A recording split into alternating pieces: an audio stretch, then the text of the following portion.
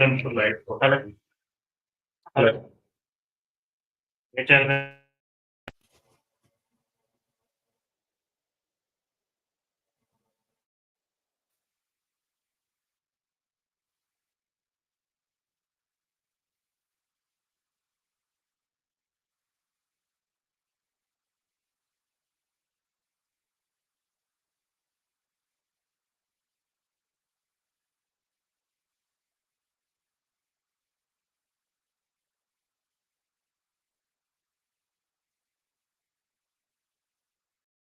Start करके देख मैं अभी अभी सुनाई दे रहा है। अभी सुनाई दे रहा है। हाँ हेलो इसमें नहीं आ रहा है। छोड़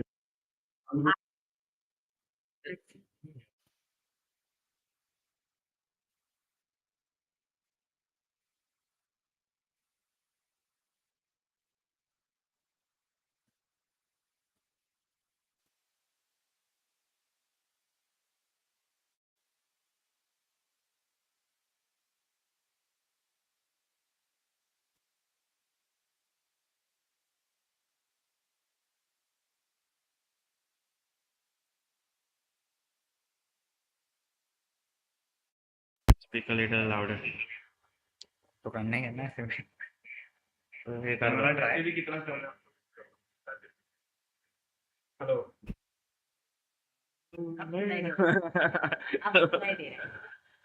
हाँ ओके तो ये वाला बंद कर देते हैं। यहाँ पे डबल डबल वॉइस है ना, यूट्यूब पे सुनाई दे रहा है। बीच में नहीं want to play। यहाँ पे जो ड्रॉपर है वो देखो। तो ये वो तो बंद कर दूँ दे रहा है पर ये तो यहाँ पे भी सुनाई दे प्ले कहाँ कर रहा है। अच्छा यू हाँ, ये स्पीकर बंद कर रहा है। यहाँ पे भी अभी बराबर है ना माइक्रोफोन को बोल रहे हैं। अभी ये सुनाई दे रहा है ना तो अभी मीतान से बोलेगी तो भी सुनाई देगा। प्रॉब्लम वो हो जाएगी। अरे ये तो एनर्जी तो देखा भी नहीं मीतान से मारे मारे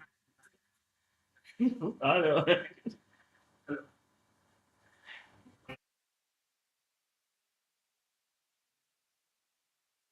5-10 सेकंड लेट છે તો વિડિયો સ્ટ્રીમ બી એટલી જ લેટ હશે नहीं आई डोंट थिंक स्ट्रीमयार्ड पे नहीं होता डिले नहीं स्ट्रीम यार्ड पे था डिले अभी बोलो सुनाई दे रहा है क्या अरे इन माय पीसी हैं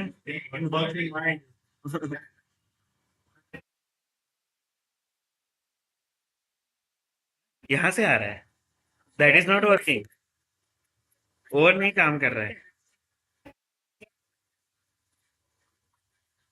पता नहीं क्योंकि काम तो नहीं कर रहा हूँ मैं एक सेकंड एक सेकंड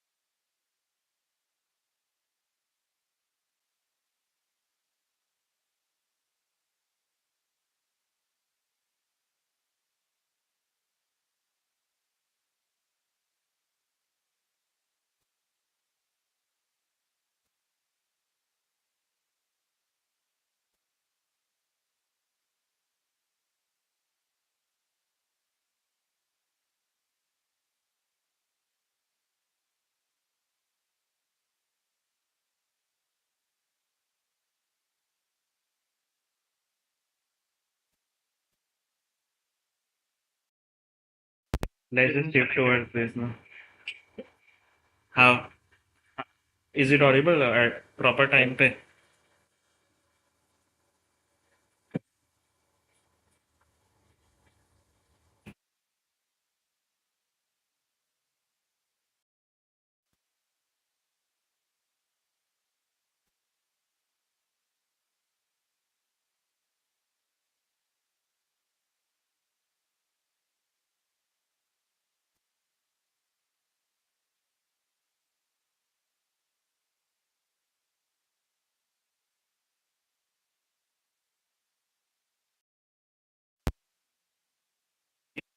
एयरपोर्ट एयरपोर्ट एयरपोर्ट से कनेक्ट कर लो। तो एयरपोर्ट हमारा नहीं कनेक्ट है ना इधर।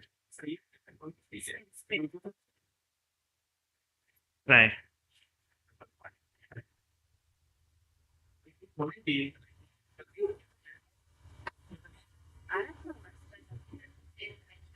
स्टार्ट किया था, सब सुनाई दे रहा था। ये चेक माइक से यार तुमने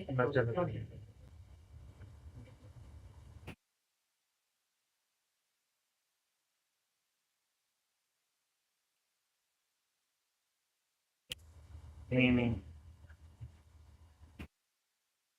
क्या होगा, इसका नाम मैंने क्या रखा। हाँ ये इसका माइक कैसा चल रहा है, यू स्टार्ट द माइक।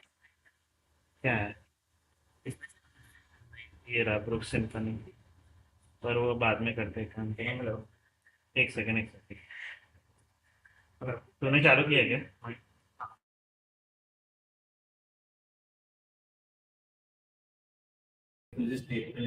नाम वाली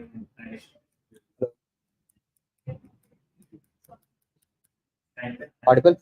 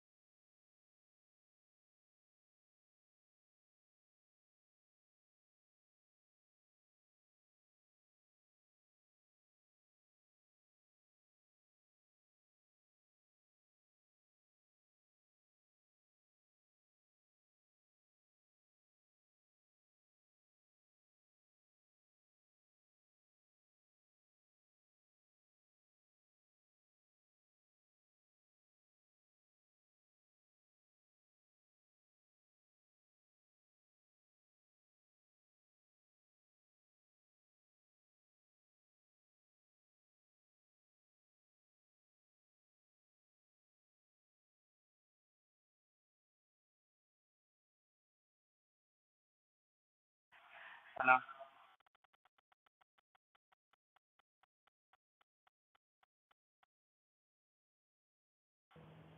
Hello.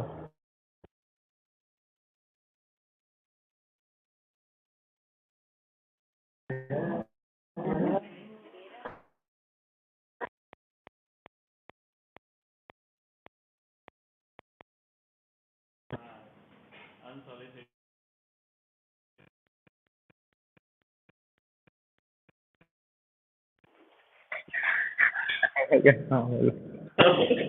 Ask. Hello. Hello. Hello. पर ये वॉइस इसमें क्यों आ रहा है वापस?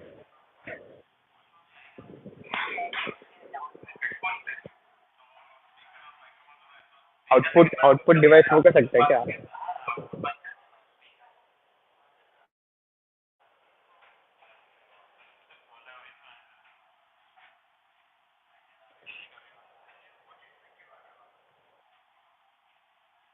सही है I think.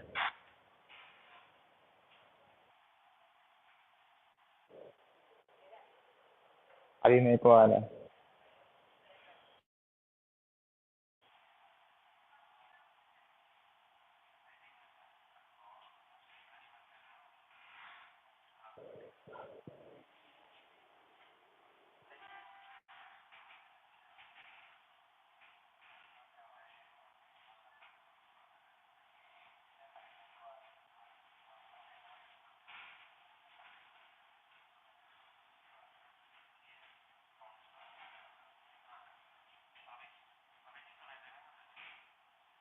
Hello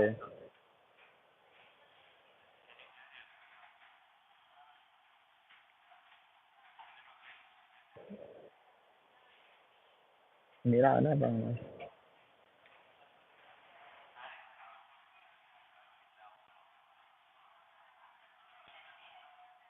yes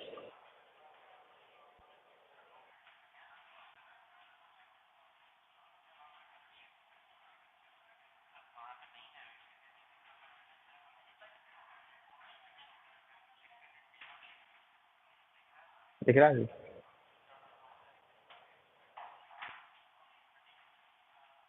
Like, I won't be able to walk. I won't be able to walk now. I won't be able to walk. Do you want me to just stay over here?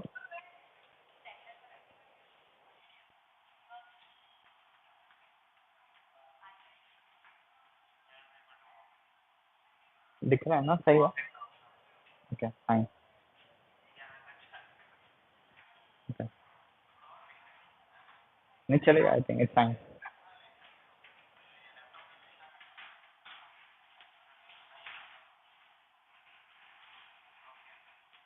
सही है ना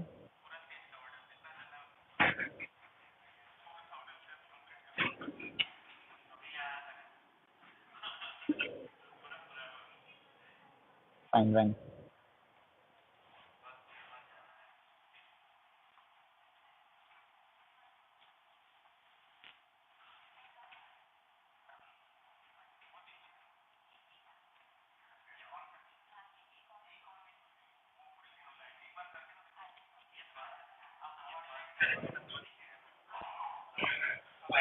अच्छा flash light चालू हो गया ऐसा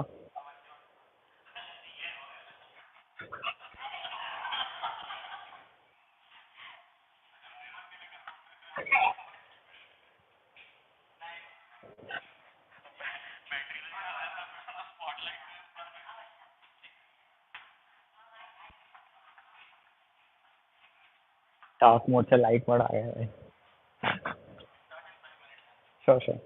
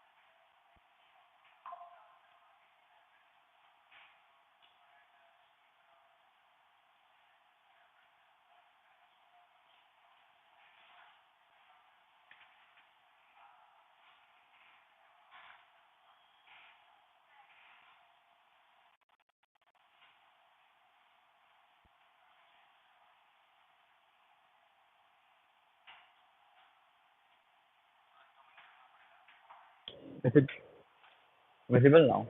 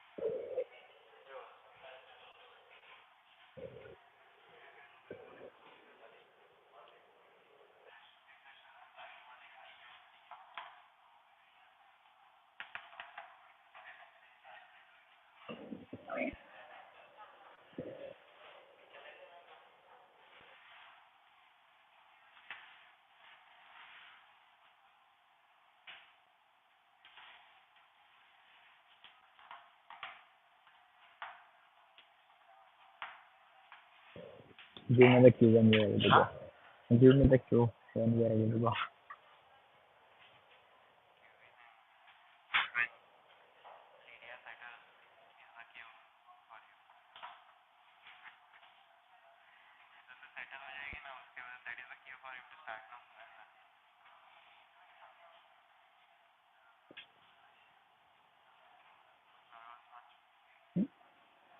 Right now.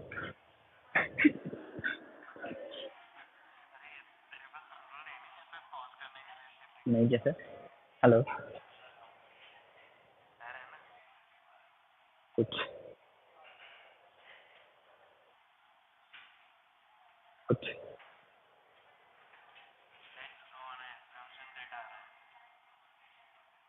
maybe you can record and बाद में ऐसा हो तो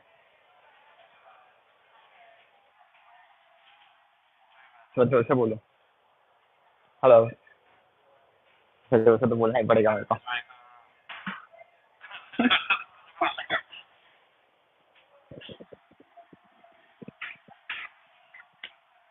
Go. Yeah. Hi everyone.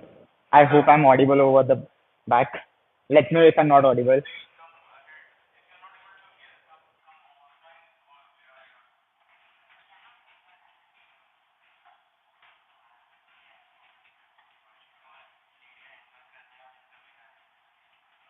So today we have come over here to know more about Web3, how you can get started and stuff.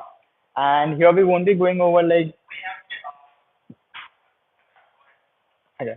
So here we won't be learning about like how you can do hands-on and all this thing like Solidity and stuff, but more about basics of Web3, what is Web3, how you can get started, what are the different use cases of Web3, because few of the use cases we know are very limited. It's like we only know the tip of the iceberg, not the whole stuff behind it. So my name is Ayush Bherwani. I am a DevRel engineer at Web3 Auth. I hope like everyone knows what is DevRel engineer.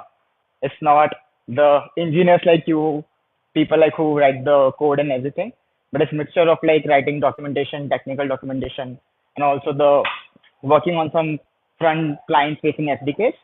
And I'm also an open sourcer, which means like I contribute a lot to open source. Few of the ones are like 𝗗𝗏 and 𝗲𝗏𝗃𝗲.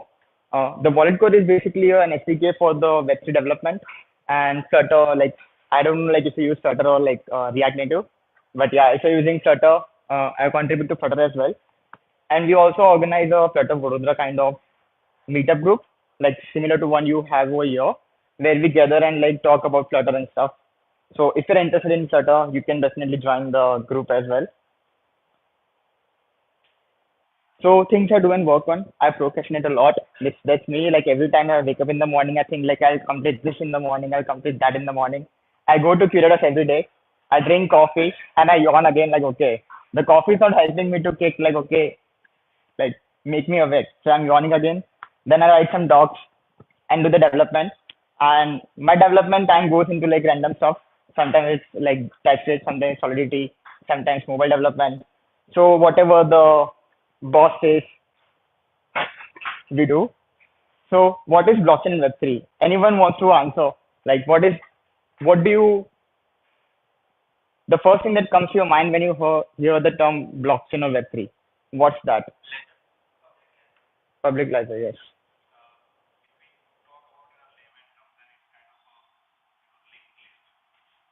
Okay. Okay. I was hoping for more funny answers, like because like every time we talk about blockchain to like scammers,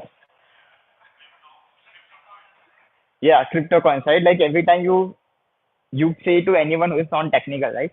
You're like you know the technical terms like ledger, the public ledger, linked list, and all this thing. But if I go out and like talk to anyone who doesn't even know anything, any kind of like what is linked list, what is like ledger, and until like I work in a blockchain or Web3 space, they feel like due to the trading, because that's how like everyone come across the Web3 or the blockchain during the COVID period. Like okay, the Doge coin is going up, let's buy that coin.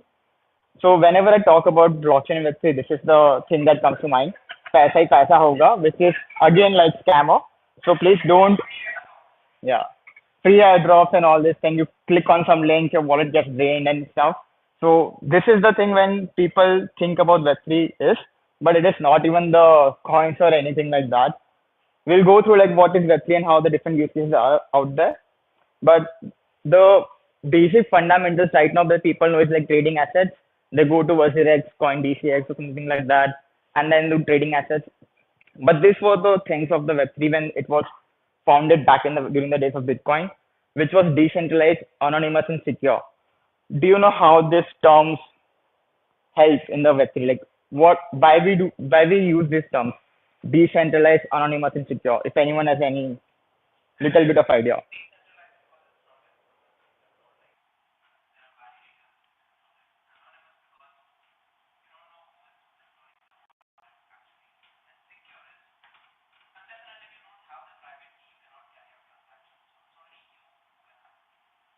Okay. Yes. That's exactly kind of right. But we'll go through like understanding like in the practical terms like how it works. So everyone knows what is hashing, difference between a hashing and public and private key encryption. So basically, when you do encryption, you can decrypt it, but once you do hashing, there is no way to reverse the hash, right? There is always a definite output. So if you have used like SHA hash 256, 512 hashing, or some other hashing algorithms, you might know that every time you give some input, it always gives you a hash, and that hash is never similar.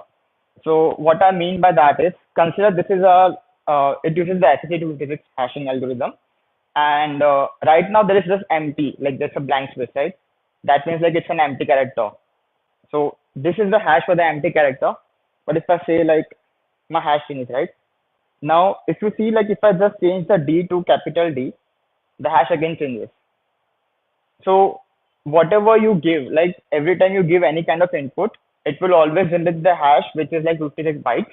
So even if you want to take the encyclopedia and give it to the hashing function, it will always give the same output of 56 bytes. So this is really used in the blockchain when you're creating the blocks or like storing the information on the blockchain, because we don't have a space like megabytes or GBs or terabytes or something like that. So we always use the hashing functions to like hash the transactions and stuff and store in the blockchain. So this is one thing, which is why like it is secure, because you cannot reverse the hash. So once anything is like registered on the blockchain, you cannot like kind of reverse it.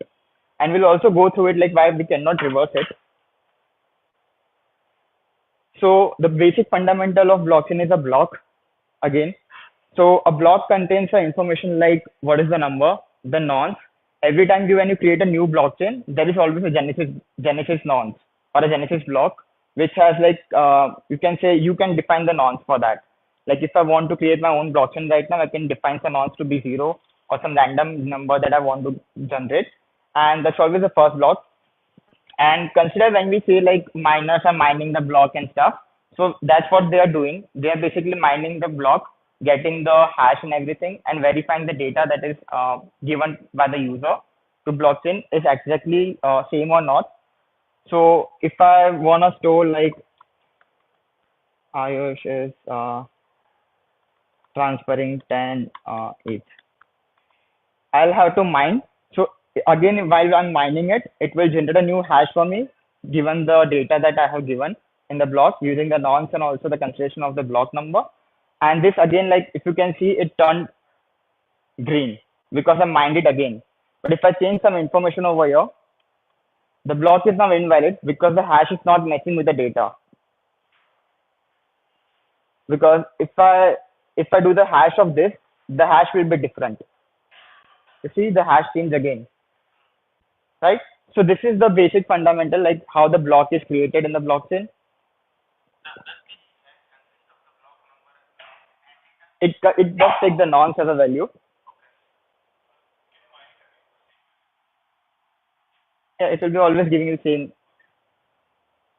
So now we go to the blockchain part. We understood what is block in the blockchain. Now get to the yeah.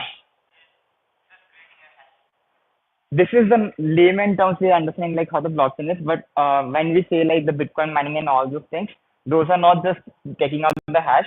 It's basically there is a mathematical formula that you need to calculate, and whoever is the fastest to do the mathematical give the mathematical solution, is basically able to successfully mine the block. Again, in that, like there are different ways of formulas. So if you see like currently the formulas, you say like they take a lot of GPUs and all this stuff, right? Because those formulas are very complex and not easily solvable like on our machines.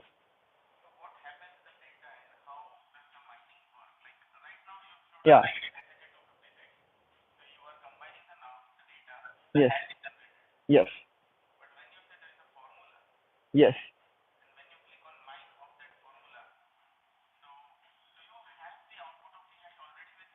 So it's basically like proving that the hash that we are giving is basically same or not. So it's not like I can give him the data like okay like take this data and take out the hash and all this thing. They'll have like some there's a mathematical formulas that you need to calculate and give the output if you're able to prove that the data that we are giving is same or not. Again in that there are like proof of stake, proof of work again involved. But those are more like how you want to optimize the blockchain. Which one uses the proof of work, which is like it's like kind of slow. The transaction that you do on the Bitcoin takes around 20 minutes to be confirmed. And when you do like transaction on like chains like Ethereum or something like that, those are the transaction confirmation time of like under 1 minute. So that really helps you to give the general public use case. You cannot use Bitcoin for your day-to-day transactions since like it takes like 20 minutes for the confirmation time of a block. So that's why they say like it takes like GPUs to run the Bitcoin mining and stuff. So it's basically like someone said about the linked list, right? Like the blockchain is basically that only. Blocks, there are blocks, and the hash that you generate in the block is then used as a hash for the next block to connect, right? So consider like here I'm sending some data, my hash changed in the block, and hence the linked list is now broken because the hash is not same as the previous block now. So if I change it like something here, I have to go over here in the middle. And if you see the linked list is broken in the third part and second part because this hash is not same as this hash. Because if I mine, the hash is different. And now my previous hash is kind of not the same. So I will have to mine it again to then basically you can say to prove that the mine I mean like if I have the block, if I'm changing any data, I will have to change the whole linked list. And consider like there are like already blocks mined around like in terms of like 10,000 lakhs. So if you're changing like if you're going back in the time and changing some block at like 300, 400,000 or 2,000, you will have to change the whole. You have to again mathematically compute till the last block, right? So this is why it's like immutable. If you have heard the word like blockchain is immutable, so this is why it has the immutable properties because you cannot just go in the back and like change the data like you can do in your centralized servers. Like if you want, like if you have the database, you can basically run a query and change the data, and no one will bother to like raise an eye. But that cannot be the case in the blockchain. So if I have said like I have like 10 each and I have transferred 2 each, I cannot go back in time and change it like okay I have 15 each and I have transferred like 0 each. So that is the thing. But now you might be considering if there is only one linked list, anyone can have a like good GPUs with them and they can mine the whole blockchain. What happens then, right? So that's why the decentralized come into part because there is not only the one copy of a blockchain. So if you are being a miner, you are holding one copy of the blockchain in your PC. So that's how like you must have heard like how the torrent works, right? Torrent is the best example of Web3. So torrent does not have you can say the data stored in one place. There are like multiple pieces out there where like some pieces have like different kind of data, like have 10% of data, other PC will have like 30% of data, and the whole kind of network makes 100% of data for torrent. So similarly in the blockchain also, there are not only like a single copy of a blockchain. If you are being a validator or a miner on the blockchain, you will be holding a copy. So consider like I am a miner and I decide to like change the copy over here. Since I have a lot of computation power, I can change it. I'll mine the whole blockchain again. But you see, like here, peer B and peer C are different. So you might have also heard that if on the blockchain, if you want to take over the network, you need to have the 51% of majority. So here, peer B and peer C makes like around how much of percentage? More than 50%, right? Yeah. So peer B and peer C are in the majority over here. Being a peer A, I cannot convince the whole network that okay, the copy that I have is the right one, which I did like malicious mining and all this stuff. I did it, but I cannot convince the peer B and peer C. And since they are in the majority, they can kick me out. So if you are being a staker or validator and you are being kicked out, basically consider like your whole funds are gone. So that's why no one kind of dares to like do all this kind of malicious things on the blockchain even, because to be a staker itself in the Ethereum blockchain, you need to have 32 ETH. Yes. So it's on the consensus layer of the blockchain. So consider like there are 10 people who are being a validator in the blockchain space, right? In the blockchain network, the consensus layer will validate like, okay, who is in the majority. So if there is like one person who is like changed the whole terminal, like you can say he has mined the malicious blocks, the other people will be there who would be having different data. At that like the point of time, the consensus layer will tell like, okay, yeah, like no, there's something wrong. So it will be kicking you out. And if when you are kicked out, you get locked and you are not able to mine the blocks in the future. And the funds that you put as a staker would be lost. So you put funds as a staker to kind of guarantee that you won't be doing anything malicious. So you need to put 32 each, which is a kind of a lot. I think like what is the price of ETH right now? One ETH is like 2 lakhs. So it's like if you want to be a validator on the Ethereum blockchain, to put like 64 lakhs. And whatever amount that you get mined, it's not like I have mined in the morning, I can withdraw it right now. There's again a lock-in period for the rewards as well, like 2 years lock-in period for Ethereum. So the 2 years ago that the rewards that I have mined, I can withdraw it now. So again, like if you're being logged out, all the rewards that you have mined, all the computation power that you have given is lost. So they always say like mining is not a fruitful business or something like that, like it used to be in the back in the days. Sure, sure.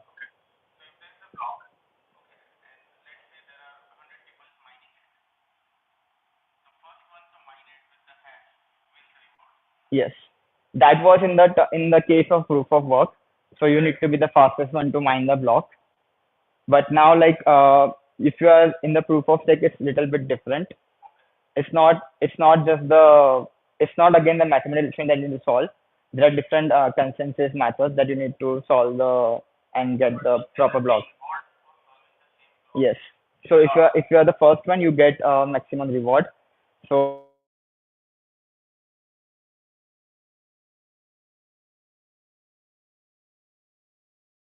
they will need to have the copyright. So the first one who mines basically tells the everyone in the node that okay, I have mined the block. This is the solution. I'm keeping it as a solution. If the others are not matching, it can also discard the solution.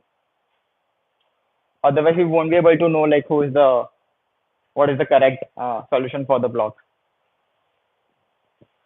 So this is why like it is immutable, decentralized,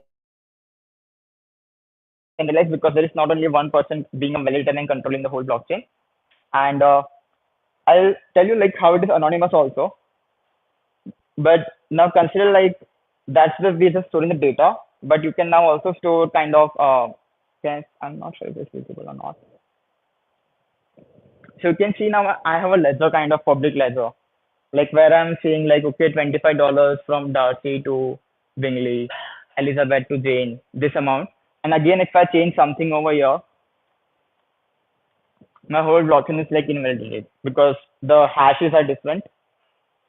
So it's like you can store n number of amount in the hash, get the hash and store it in the blockchain. And again, it's the same concept of like if you are again mining the block, the peers would not be agreeing to that solution. And let's consider like why it is anonymous. I'll go to the Etherscan. I'll just show you one transaction, and if you can like tell me like what is happening. Yes.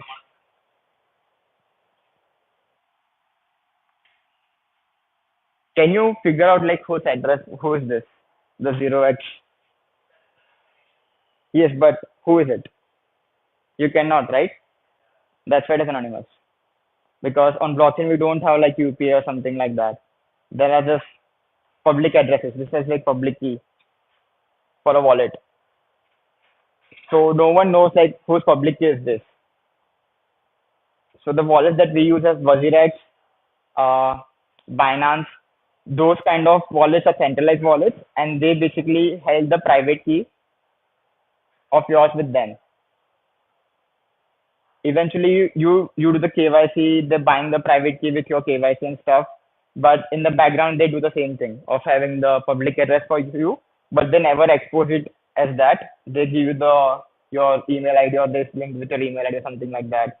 But if anyone has done in Binance like withdraw the funds, you will see it will ask you the public address of the wallet.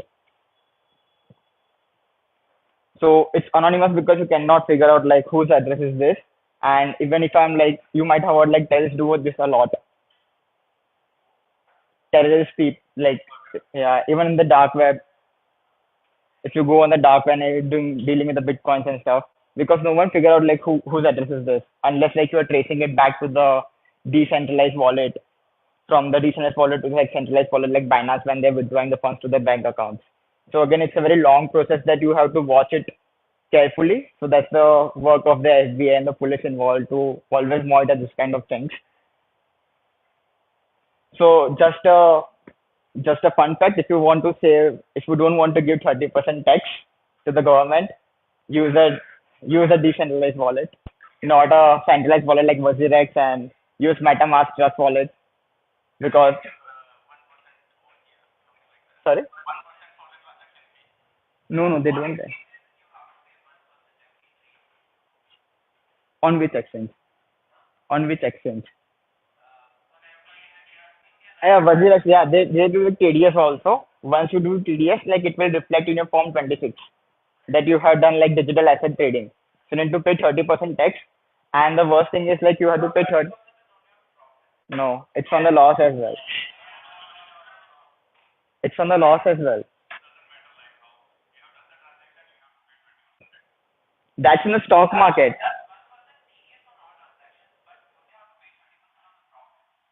No, that's for the stock market. In stock market, you pay on the profit, and like mutual funds on the profit. But on the crypto, like if you are dealing with cryptocurrencies, you need to pay regardless of like you are facing a loss or so basically if you invested 1 lakh rupees, right, and you lost like 50,000 rupees, you are not earning anything, right? Even you lost, but you have to pay tax on 1 lakh rupees, which will be 30%, which will be 30,000. So basically, you'll have 20,000 rupees of 1 lakh with you. So if you want to save that, you can use the.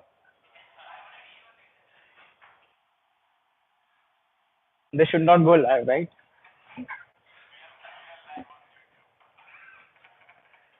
I didn't say anything. No one heard anything.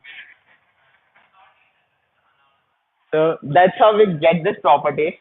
Like, if you have any questions regarding this, please feel free to ask.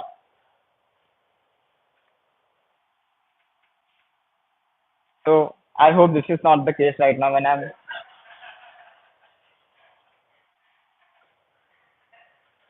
So how do transactions work, right? When I talked about decentralized wallet, you got the public address. No one knows what is the public, whose address is this? How does it work? Anyone has any idea? Yeah. So, yeah.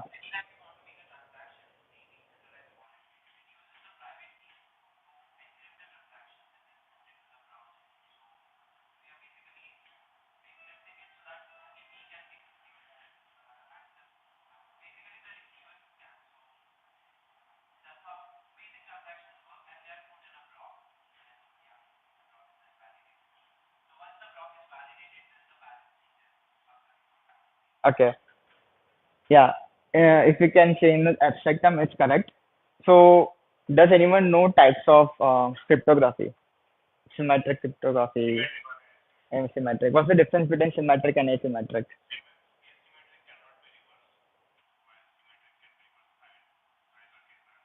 So, in symmetric, you always have the same private key to decrypt and encrypt. So, if I'm in symmetric, if I have the key, I'll share the key with you. So only you can decrypt. But in asymmetric, you cannot use the if I'm like consider like if I'm like using private key A to encrypt it, I won't be sharing the key to you to decrypt it. I'll be sharing the public key to decrypt. So that's the difference between asymmetric and symmetric. And we always think like this kind of we used to go in the colleges and like we used to think like all these terms are coming we won't be using. But apparently like when I also got into like Web3 like 5 years ago, all the things like I'm learning the mathematical formulas that we went through, the mathematical things we went through for the encryption and decryption is really used to the roots. We just use the abstract technology that is out there. But if you even take the banking, like financial tech that is being used, right? They kind of use this encryption decryption. Even when we use the OAuth 2.0, it uses the key to encrypt your and generate a signature. Then the JWKS like is used to kind of verify whether the signature generated using a private key for OAuth is correct or not. So this is like really used into day-to-day life. We kind of tend to ignore it, but it's basically because of public key cryptography. What we learned in the school was that you encrypt the data using public key, and then you use like public key plus private key to decrypt the data, right? That's one of the thing we can say public key cryptography. But you can also reverse it. Like you can encrypt the data using private key, and you can also decrypt the data using like public key. So consider like you are a user. I think the best example is to show itself. Uh, I have one more issue. I have a low battery. Can we? Yes.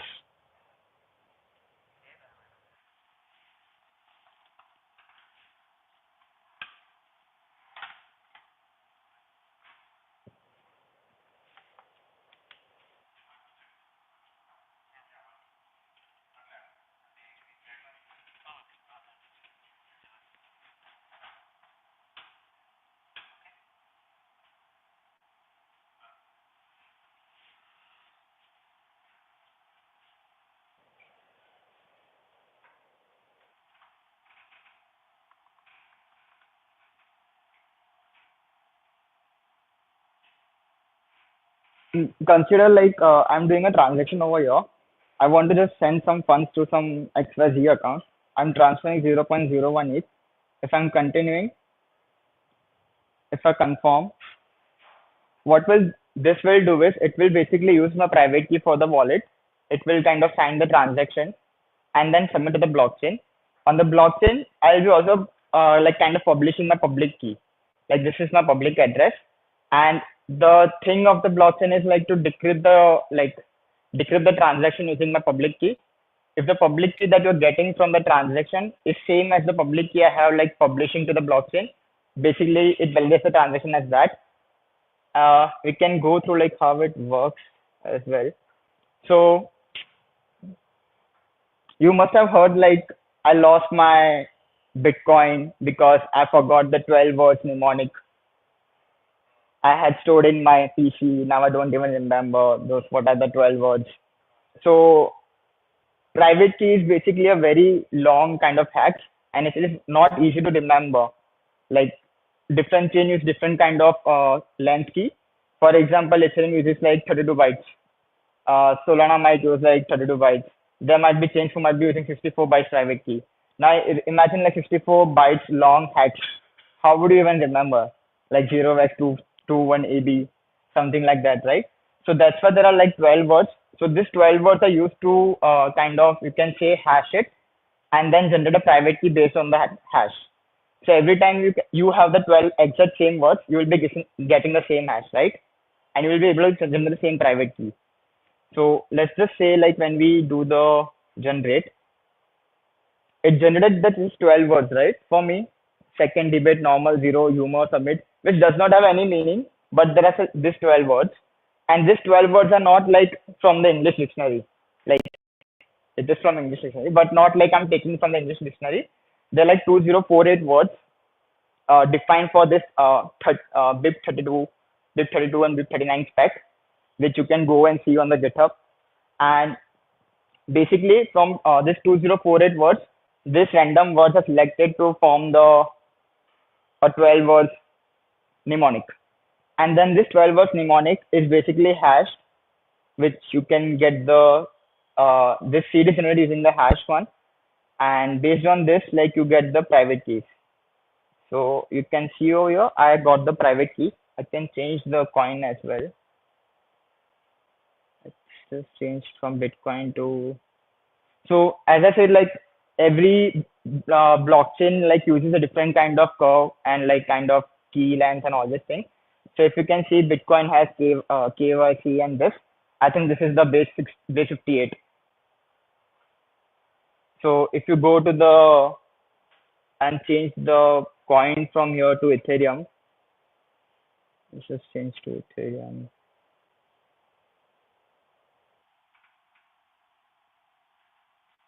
I got the hex, right? So this is my hex key. I can sign a transaction using this hex key, which we'll do now. So we'll just take the curve here to be 𝗗𝗃𝗃 256K1. I know this will go about like that thing, but every time you are generating a private key and public key, that's based on some mathematical formula, which is called a curve. And every blockchain is a different curve. For example, there is 𝗗𝗃𝗃𝗰𝗲 curve, there is 𝗗𝗃𝗃256K1 curve, there is 𝗗𝗃𝗃256R1 curve, which is used by Bitcoin. If you want to learn more about into deep, like how the mathematical formulas are used, definitely reach out to me. But just consider like there is something called 𝗗𝗃𝗃256K1, based on which will generate a key pair. Key pair is basically will have a private key and assign the public key. I got the private key hex. I got the public key hex. This is my signature I want to sign. Let's consider like this is signature. I signed the message. I got the value, right? I'll verify it. It will say valid ECDSA signature. So ECDSA again is like a signature kind of signature algorithm used for the Ethereum 𝗗𝗃𝗃256K1 curve. So every curve has kind of different signature schema. For example, ED25519 have EDDSA. And I think like you might be also using it for the OAuth 2.0. Yeah. So that's the technology that is used for like kind of signing the transactions. So it saved me the valid ECDSA signature, right? But if I change the public key from, let's just say I remove this E, and if I do verify it said invalid, right? Because the public key that I got by like decrypting it was not the same that I have put over there. This is not the same, hence it is saying like invalid signature. So that's how your public key cryptography works while you're signing the transaction using decentralized wallets. Here we are signing a message, but you can also sign the transaction like your to, from, your call data, what you want to execute on the blockchain. If you want, you can check out like how the ECDSA works. This is really cool, like all the mathematical formula, like how you can like verify. I'll share the link like at the last.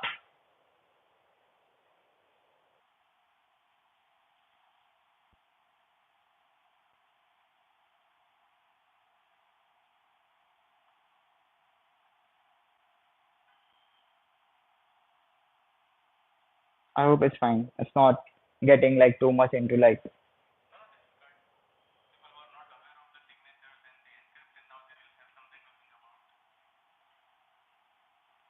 So let's discuss the problem with the wallet, like decentralized wallets we talked about, right? The major problem is like you might have heard like people say like Web3 is the next big thing, Web3 is the next big thing. We want to every time we go to a conference, someone will come and say we want to onboard next billion people on the Web3. We want to onboard next trillion people. Yeah, there is no trillion people obviously, but like next billion people on the Web3. But it's like layman, like what? How would you onboard when the basic way to be a Web3 person is so hard? Like you have to remember the 12 words mnemonics. If you lose it, like you won't be able to recover your wallet. There is no way to recover the wallet if you forgot those 12 words. And consider like I go to my mom and say like, hey mom, let's just put your money into like decentralized wallets and we do the Web3 stuff. And my mom is like, okay, we can do it. But obviously, if she forgets like all the 12 words is gone. And like there is no way to recover it. And it's a not good user experience, right? The onboarding journey to something tech should not be this hard. So this is what like creating a new wallet, anyone is coming like, okay, you get scared. A lot of people like don't even do like decentralized wallets. They tend to choose the 𝗲𝗍𝗃 or like CoinDCX because of same reason, because they don't want to lose their funds. And considering being in India where we don't have the average income that we earn is very less, it's very difficult for people to get into this decentralized wallets and like know all this thing. I mean, like you might have known like our parents cannot even like sometimes change some setting in the WhatsApp, right? We cannot expect them to remember this all the technical jargon. So this was the first ever wallet that was created for the Bitcoin. You see how unintuitive it is, like they even see and like what the recent transaction is, and you need to add your private key and remember that 12 was mnemonics. This is like a lot of people after losing the money, and I won't be joking, but there are like billions of funds lost, billions of funds. Like imagine billions of dollars have been lost just because people have forgot their private key. So here comes the thing, social embedded wallets. So there is now this thing that is going on. There are like social wallets.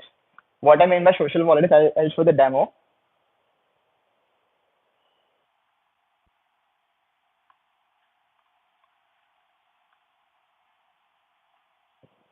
I'll do the Google login.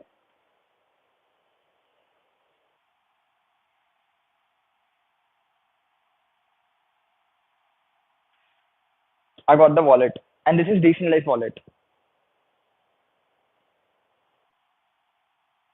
Like no one is having a central entity like who's controlling my private key or something like that. Now you might be wondering like how it is happening. That's what I work in. This is Web3. So I want to show like how we are also solving like one part of problem like onboarding journey, where you don't even have to remember your seed phrase and mnemonics and private key. We do the stuff for you. Yes. No, we don't have. It's again like mathematical formula. It's called SSF. No, we don't store it anywhere. So it's called Shammir secret sharing. So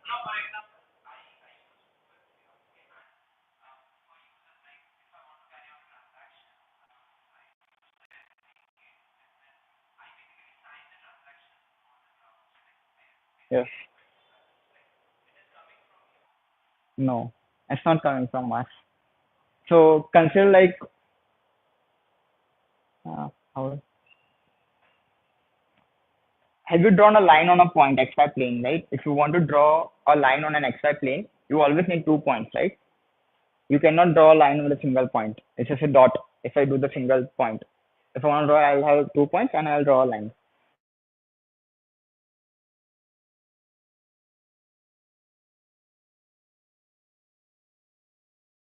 Private key, you always need a 2 point, and the 1 point that is a Google login, who only you can access, right?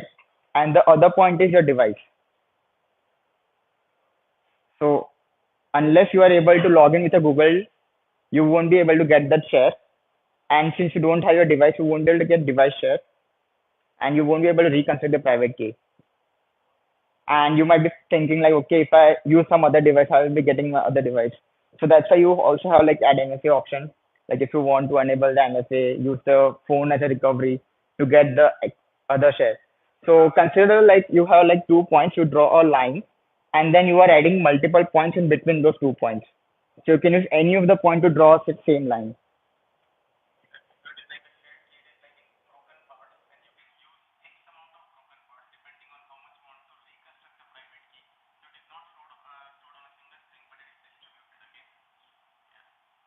There is also like MPC TSS, which is called threshold signature schema, where the private key is not even reconstructed.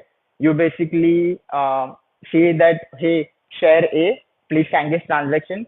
share B, please sign this transaction, share C, please sign the transaction. Then you combine the three signatures together. Yeah, not the multi-sig, but you combine the three signatures together. In multi-sig, what happens is like you at least need two signatures from two different persons to validate the transaction. So this is like how social wallets are helping, and there is also like ERC-4337, which is basically smart wallets. We can talk a lot about like different types of wallet and all this stuff, but we can get back to here and see. But if you are more into if you want to know more about wallets, different type of wallets, like there are hardware wallets also, you can feel free to ask about in AMA session.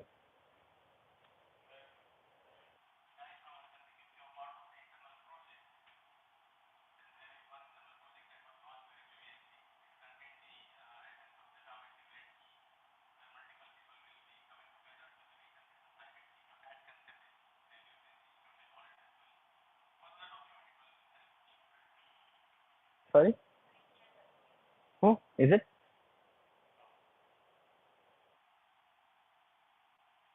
Yes. Oh, shit. Since a long time.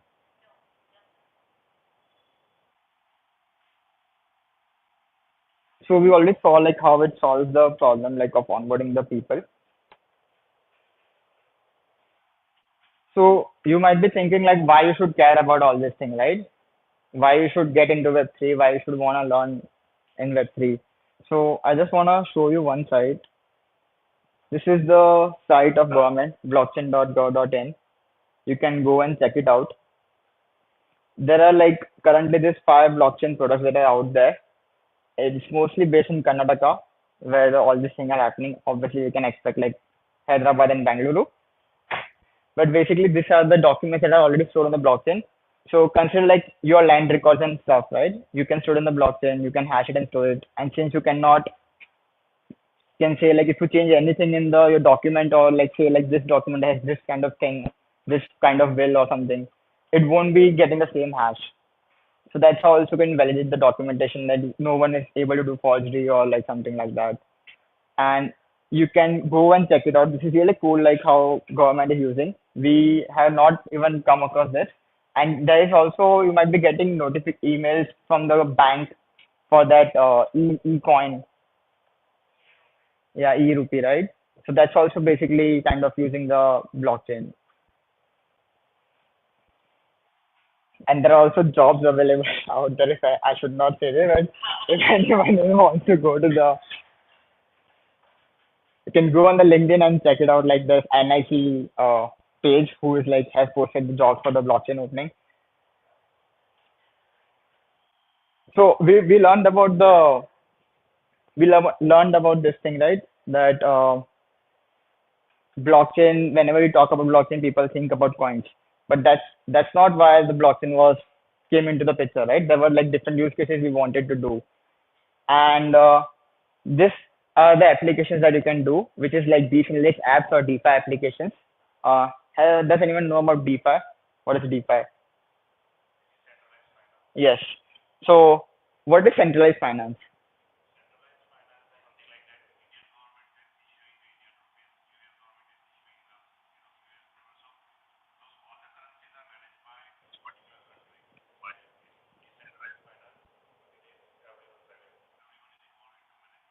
Yes. So let's take it one step more ahead.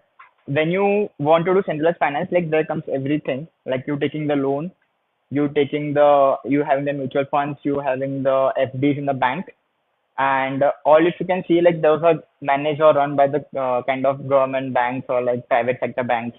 And if the bank goes down, your money also goes down. There were a lot of cases where this could happen, and this is really kind of that's why like they're able to get the tax information so accurately, right? Because you have done the KYC and everything in the banks and stuff. And so no one knows, but all the things that we do on the kind of centralized finance, right? Those are already available on the blockchain space. If you want to borrow, if you want to the best example is like the swap one also. So if you are like traveling to USA, you might be want to exchange the currency. So how does it work? Like when you go to the bank, they must have the USDC reserve with them. You give them like X amount of rupees, and based on the conversion, they will give you X amount of USD. Right? That's how the conversion will work. So consider like if you want to kind of do this thing on the blockchain, how can you do it?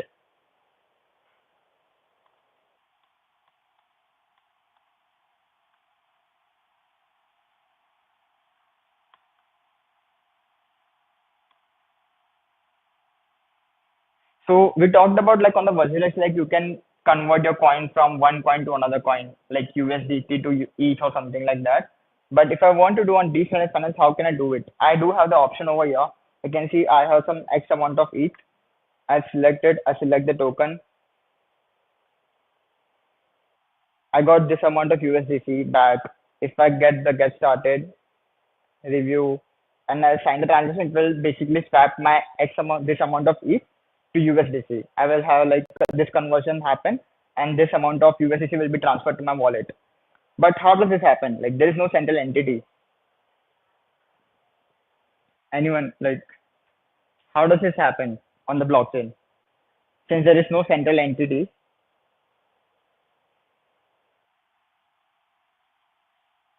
so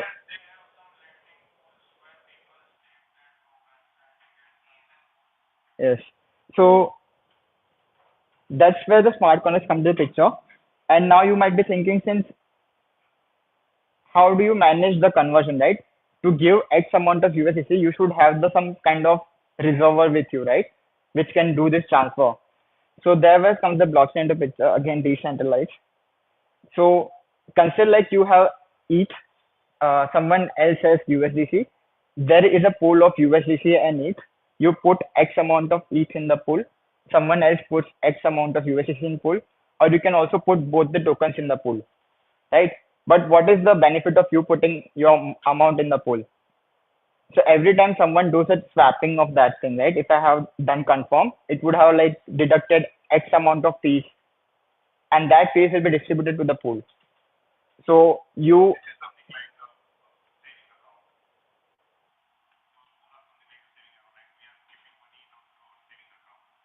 yes, it's like saving accounts on steroids, I would say, because in saving accounts your rupee value does not go up, right? You get the interest rate. Yeah, yeah. But here, like if you are keeping ETH and ETH has gone like 10% up, that 10% up will be there with you, but you'll be also getting the kind of pool rates. So you can see over here, these are the pool rates. So if you supply USDC and ETH pair, you would be getting 3.78% kind of rate on the per year. And this is like really high for some kind of tokens, like meme tokens. It's really high. It's crazy high. So if you can see, there is 6.792% also. And you see, this is the swap volume, 26.43 billion. This is for the day. Ah, yeah, I can say for the day, this is the 1.39 billion in one day. This is just one protocol. It's not even like the whole blockchain. So you can see the amount of influx of money like that goes into the blockchain space, and like how much interest you can also get.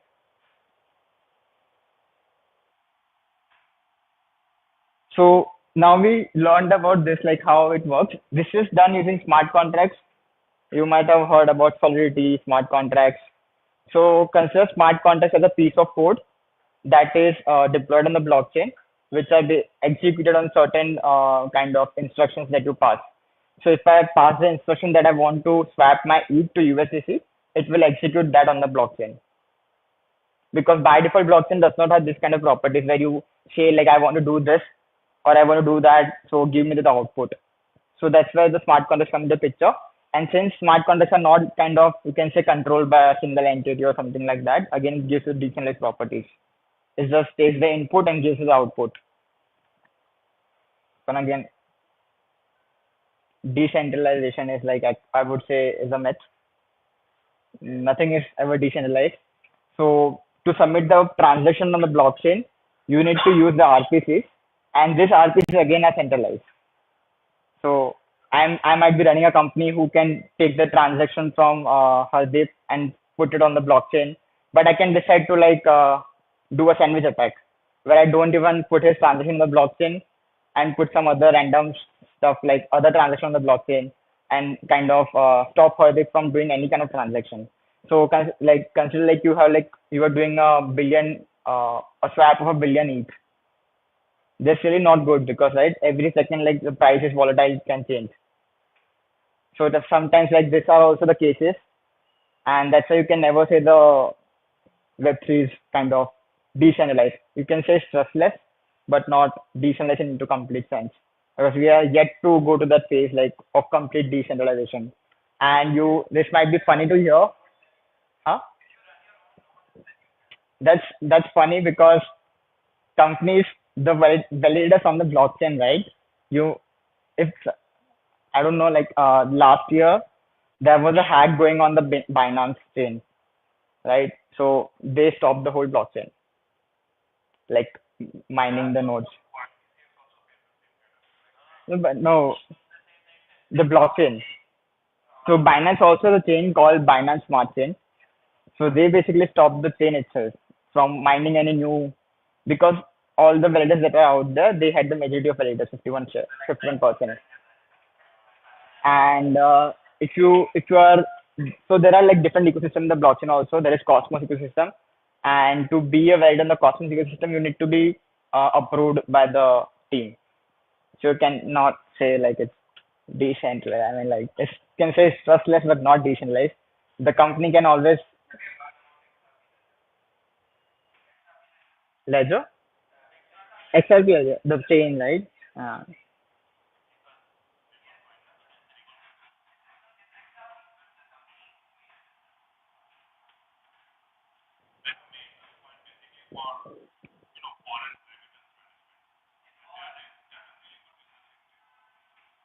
so again coming back to this, so I also said like you can also take the loans on the blockchain.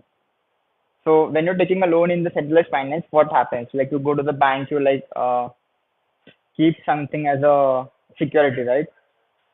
How would you do it on the blockchain? I cannot keep my like gold as a security on the blockchain. That's not how it works.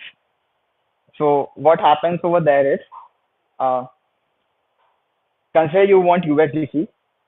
So I will have to put my ETH as a security and get the USDC. But now you might be thinking, why not just swap? Since you have ETH, you want USDC, you can swap it directly. And the funny thing is, so if you're putting $100 of each, you can never borrow $100 of USDC. You can only borrow 80%. So you are also losing money on that. But why would you do that? Huh? No.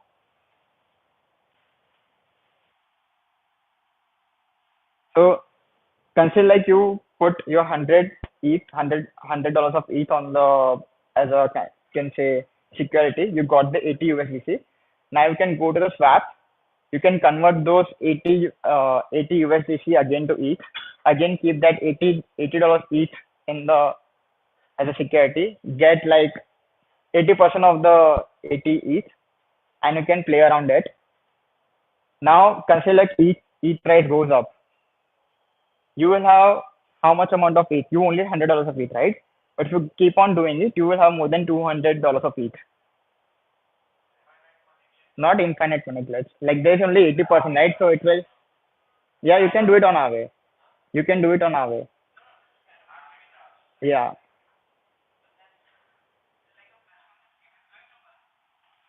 it doesn't. So, so how does it work? Why would you do that? So this is one of the use case because if you think like each is going to be get a lot up, you can do this kind of thing. Or what like you want USDC for certain kind of transaction, right? But you don't want to lose your ETH because you are thinking that ETH might go up in next 2 days. But you don't want to swap because if you swap, your ETH will be gone from your account and USDC will be there. But if you keep your ETH as a security, the ETH will be always there, and that $100 ETH can go up if the ETH price is going up. And USDC, since it's a stable coin, the price will never go up or down. So you can basically pay $80 ETH any of the time, $80 USDC any X amount of time, and get your ETH back, which could be like $100 would be also like $200 sometimes. Or you can play that glitch game also, like get the money, play it around.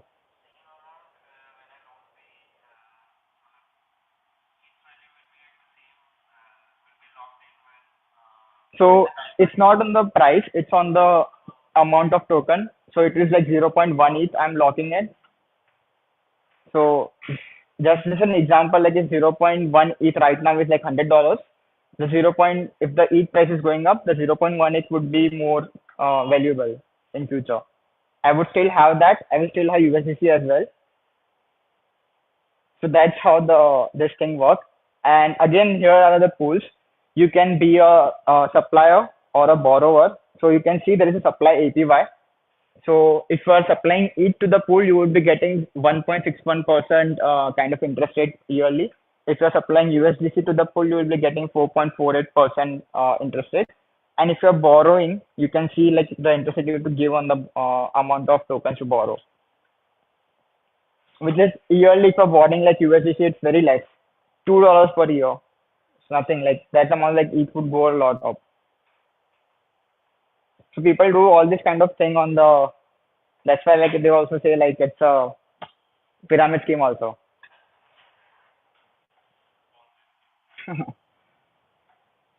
So these are the use cases of the blockchain, like how the centralized finance has converted to the decentralized finance. And you can also build this kind of applications if you want. It's really fun to build.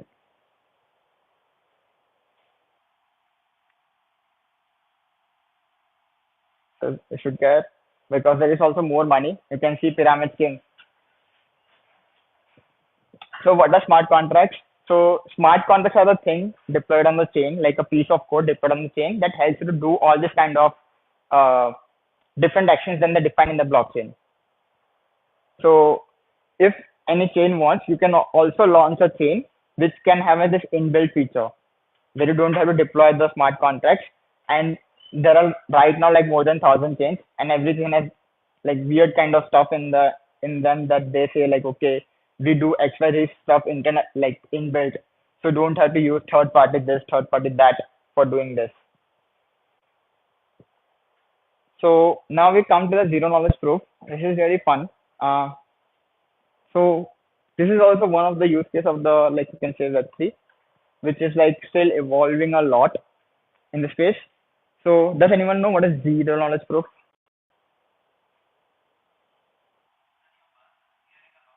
It's it's been gone since a long time. It's like 4 to 5 years now, but yeah.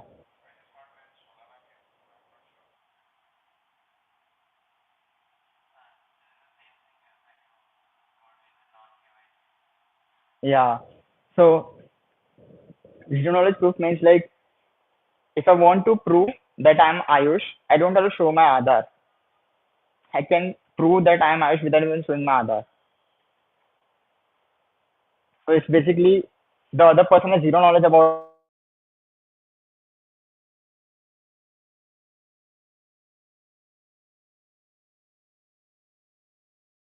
to give your passport, you have to give your like Aadhaar card, you have to give your PAN card for like even like sometimes when you are doing any kind of application, installing they do the KYC, you have to give all this information, which is not secure. Like why would I give my Aadhaar to any random application that is out there for the KYC? They just need my age or my like Aadhaar number, right? I can still prove that using zero knowledge proof, but I don't have to like scan my copy and send it to them. So that's where the zero knowledge proof is used. Now I'll do one fun activity. So does anyone know this? Where is Waldo game? This consider this game as a Sherlock detective game in the mobile that we play, where there is a scene given to you and you need to find some person or like some item missing. Our friend plays it a lot in the Curious. So consider I have to find Waldo over here, right? I know the answer, but I won't say that Waldo is here or here. but I still need to prove that I know the answer. How is it possible? If I want to say that I know the answer, I will have to like do the mark, right? To convince you that I know where is Waldo. So how would I do that without doing the mark?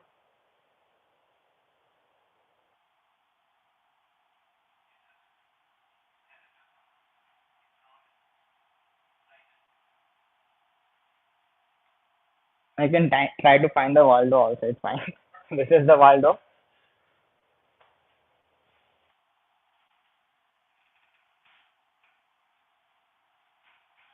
It's difficult, right? To convince you that I know the answer. So let's consider this. We take a black paper, which is 4 times the size of the whole image that we have. We cut the Waldo piece, that the shape of the Waldo. Can you now tell? I proved you. I just showed you the Waldo over here. I cut the piece of the Waldo. I showed you over here. But now you cannot figure it out like where it is on the picture, right? But I still proved like I know the answer. This is zero knowledge proof. I proved you that I know the answer without even sharing information where he is. So that's how the zero knowledge proof works. And it's really exciting. Like we always talk about points and stuff, but Web3 in general is a lot more. So let's do a fun thing. Every time in the office we want to know the salary of other person, right? Whether they are getting paid less, whether they are getting paid more. So does anyone want to volunteer?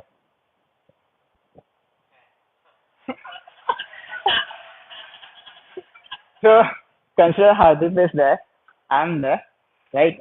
I just want to know whether we are getting paid equal or not, without even revealing that what are our salaries, whether it's high or less. Doing that, how will you do that?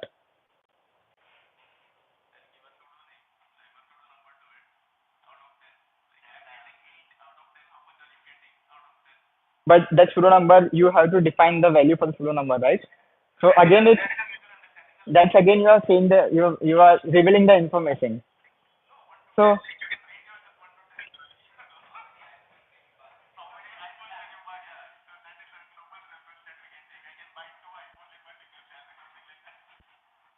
so again, it's like you can deduct based on the information you gave on the iPhone, right? That you might be getting X amount of or higher or less. I don't even want to reveal that, right? I'm getting paid 30,000, 2 lakhs, 4 lakhs per month. I don't want to reveal that.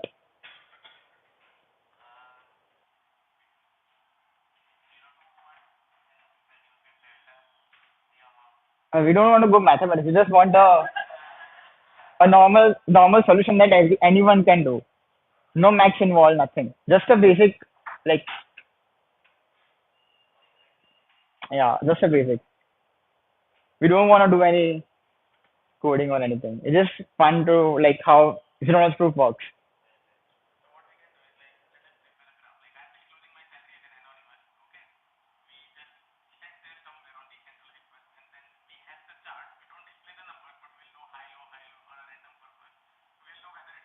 But we don't even want to do that. That your salary is high or low.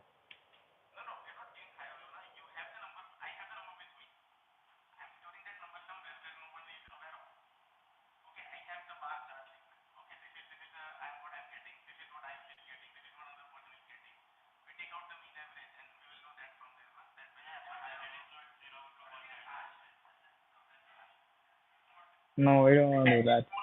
But how would you do?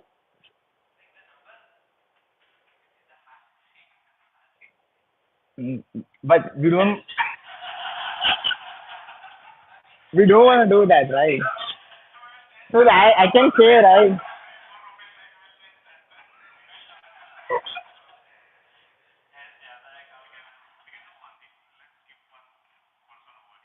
Hashing is a good thing, but let's not go into mathematics like right now. Let's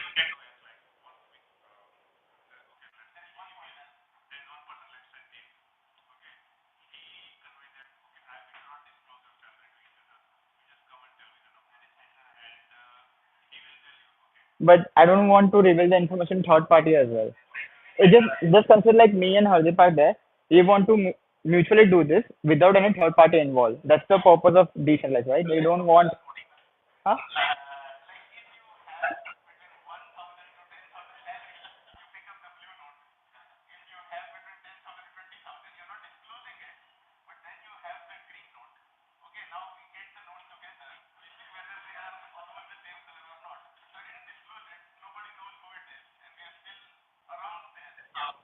Yeah, so let's do this thing. Yeah. So consider like you have four blocks. There is a black room or just a meeting room. There are four boxes kept, which each box has a key, right? And each box has a way to put some chit in, like, right?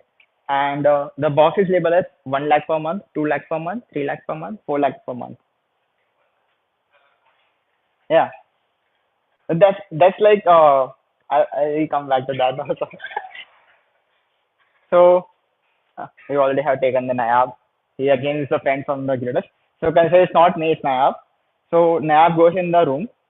What he does is he takes the key of the box. He thinks his salary is like if Nayab is earning like 2 lakhs per month, he will take the key of that box and he will destroy the key for other every box, right? So now there is only one way to access the box of 2 lakh per month, that is through Nayab's key, and the other keys are destroyed. And no one knows there were keys or anything. It's the first person who went knew the rule that XYZ, that there are four boxes to destroy the key for the other boxes, right?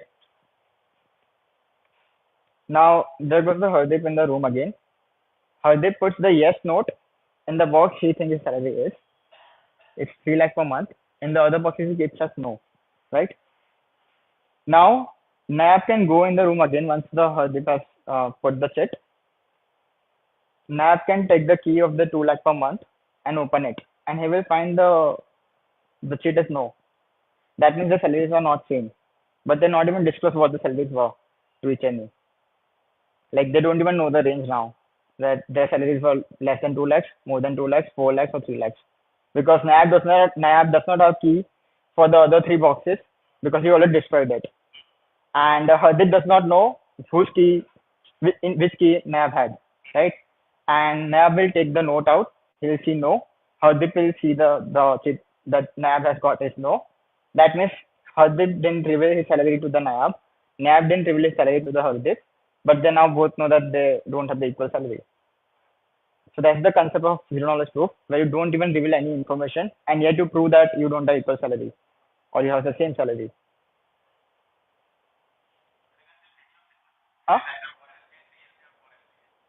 Yeah, but you, yeah, this is a normal example, but in real terms, like when it goes to the chain, it's very difficult because it's not like just one out of four possibilities.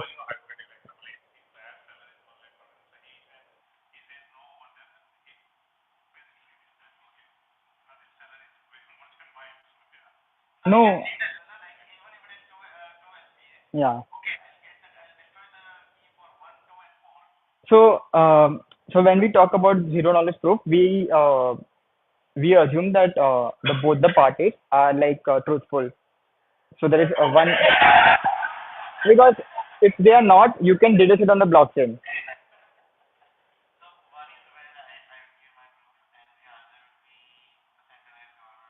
No centralized, there is no centralized involved. This is decentralization.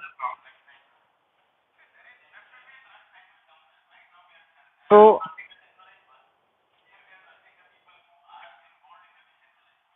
so it's again, as I said, it's not decentralized ever. It's trustless. That you don't have to trust someone else that this will person will do. You expect it to be a person who would not cheat. Because if they cheat, they will be either thrown out of the network or they'll have to pay a hefty price for that. And this like zero knowledge proof, right? This are done using smart contracts.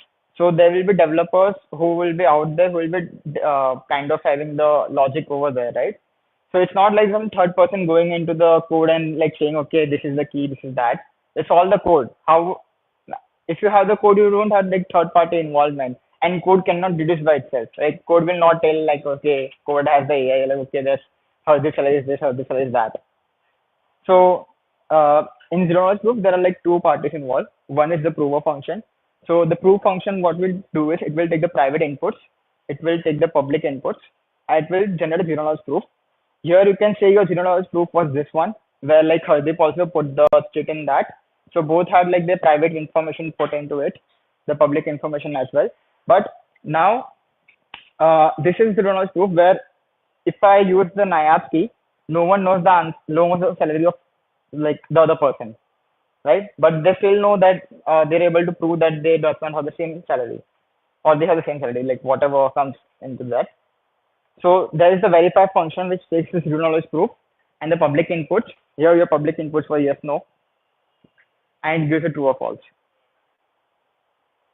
So to do it on the blockchain, you can also do the hash thing where you just have a proof of verifier function who does the hash for the numbers, and if the hash are not matching, you can do this. But that's not how it's done. So it's basically called circuits, circoms. So if you want to do the zero knowledge proof, there are circuits. I can say like it's not smart contract, but to have the zero knowledge proof thing for your code, you need to write your own circuits. So circuits will have the verifier and the prover. So again, it's like very niche you want to go. Like you can say like in the backend also we have like this XYZ things that you want to learn. So if you want to go that, this information was just like to know, to make you aware that there are this kind of things you can do in the Web3. It's just not the meme coins or the coins that you can buy, right? So it's time for the questions, but I think we do have the time. Yeah. So we want to do an activity. Whatever we went through, we just want to give you 10 minutes or 5 minutes and think of a use case that where you can use a blockchain or any of the tech that you went through right now. You can Google it if you want to use Google and come up with like a use case of a blockchain where you can see it to be used. Like if it can be like normal also like where if you can see like in the courts, right? When you're presenting any evidence in the court, those are tempered and everything. But what if like you have the CCTV camera, the video as an evidence? You can basically take out all the frames, all the pixels. You can have you can say your metrics. You can hash the metrics. If the metrics are not matching with the hash one when you collected the evidence, and when you're showing on the kind of code, you can say that it's tampered. So there are a lot of use cases where you can use this kind of technologies. So we just want to give you 5 minutes to come up with a use case where you can see it can fit. It can be about this thing also like money thing. It can be a general use case as well, or it can be like zero knowledge proof use case as well. And there is already one really good use case of zero knowledge proof, which is called unknown Aadhaar, which you can also check. So this unknown Aadhaar is basically can help you to prove that your age is XYZ. You have the Aadhaar card without even sharing your Aadhaar card to the third party.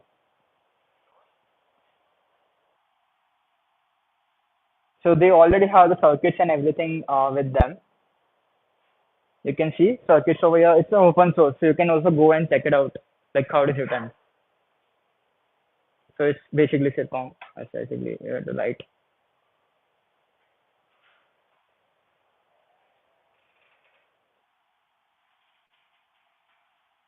You can go to the documentation.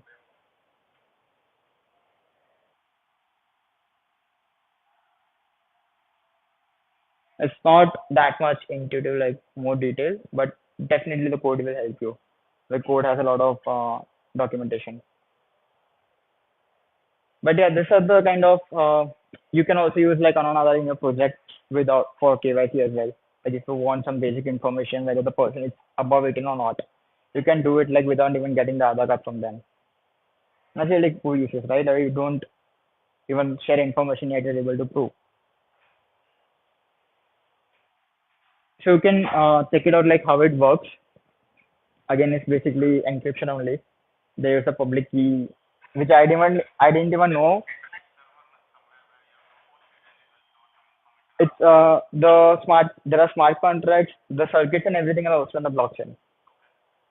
So there is no centralized server, but they do communicate with the government, the thing ODI, and where they get the public key and the whether.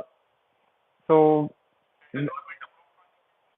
It's not government approved project, but they are working closely with the government, and it's been funded by the HM Foundation.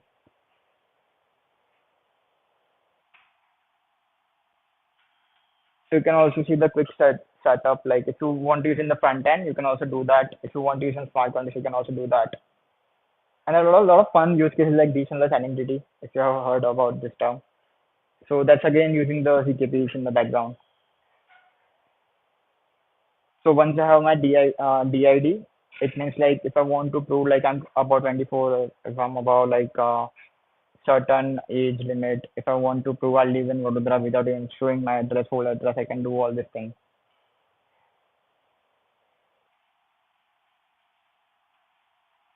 So yeah, let's just take 5 minutes, start a timer, and maybe we can discuss like if you come up with any use case.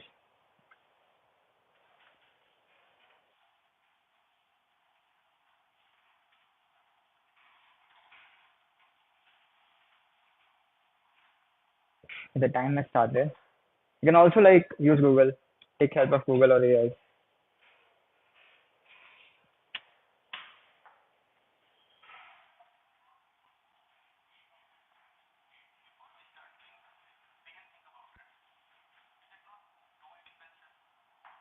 Oh, not really.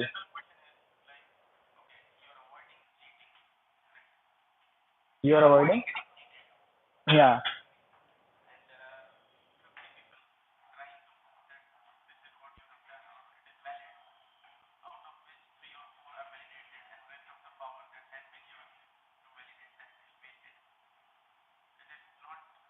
But if you're doing cheating, right, the computational power still will be yours. Others will still have to.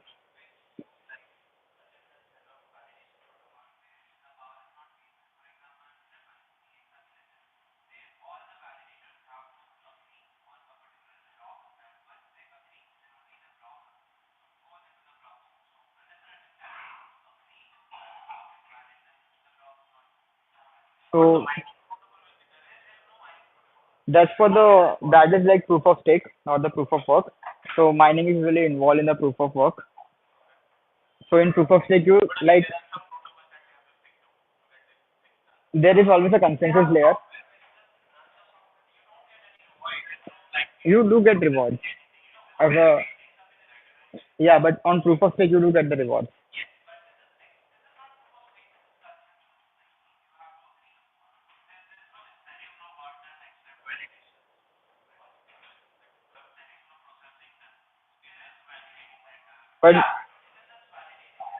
But when you go through that, right, it again like comes to the point like, well, is it really decentralized? If everyone has to like the question I said about the Binance, right, the smart chain.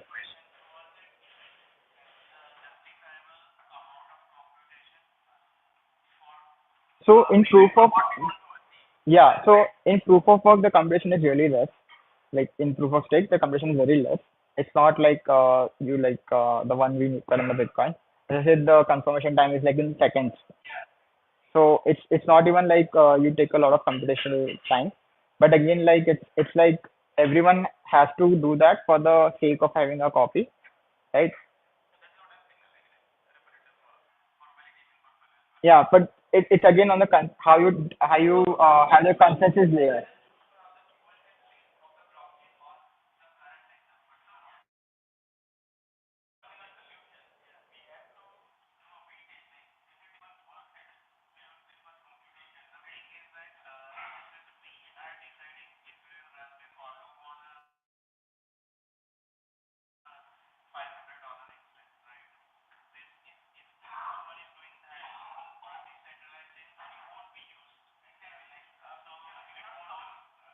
But why well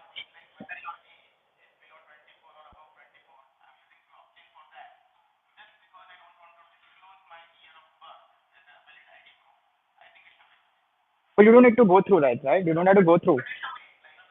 So reading so it's not so reading data from the blockchain is not a zero expense. You are not making a transaction. When you write something on the blockchain, then it's mine. But you can read from blockchain for zero cost. Yeah, it's basically like it's an API call.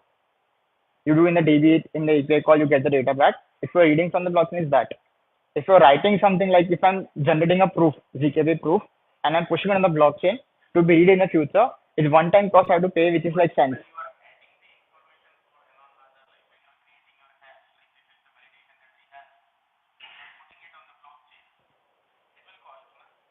Yeah, but it's again like on you whether you want to put on blockchain or not.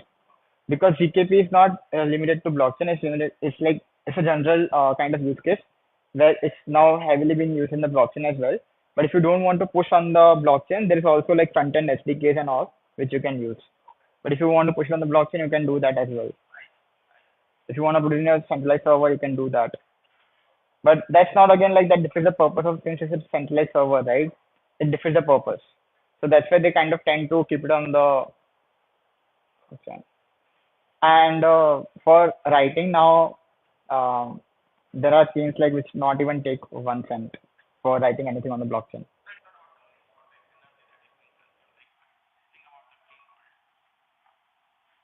That's a lot of people.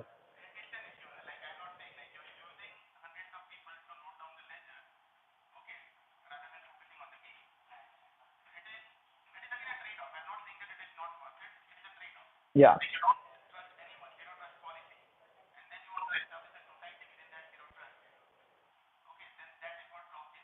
Even so, if you want to read any data from the blockchain, right, the amount of transactions I've done.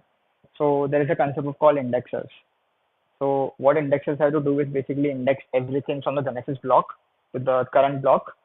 So that's how they are able to basically get the accurate data. So if I want to get my balance in the MetaMask, right, it is able to get the accurate balance after the transaction just because the indexer is doing work for me of like going through all the blocks.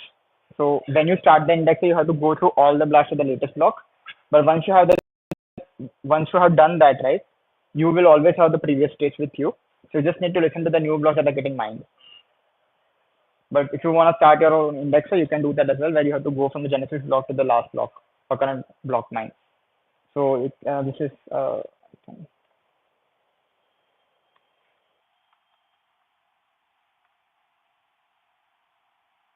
you can go through it. So there are a lot of companies based on just indexers, just giving you the blockchain data, and they're like kind of $1 million company just because they have the system to index everything and give you the data and accurate information. There is this so there have been cases where indexers stop working and the data is not being accurate and then to again start from the scratch. Takes 2 to 3 years to index like everything on the. So this is like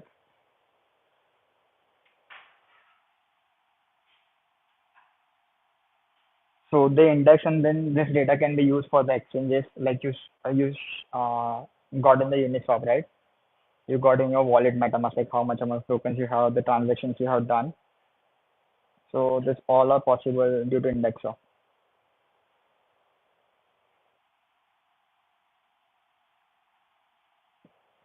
So I think like 5 minutes are over. So if anyone has come up with a use case, they can definitely share. Yeah.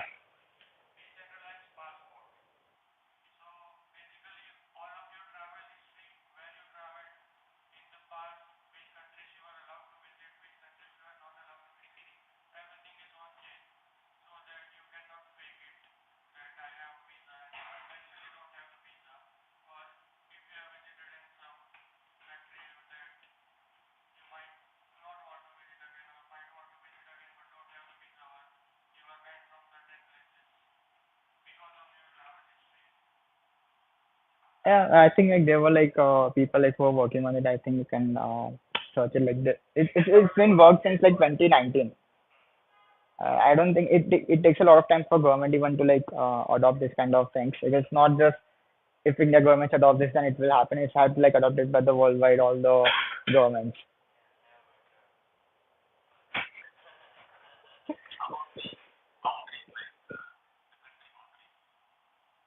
about that.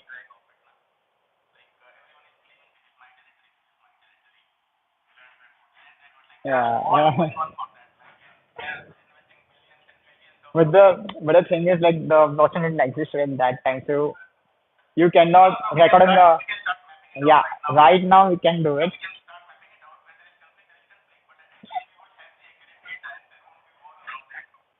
You can do that.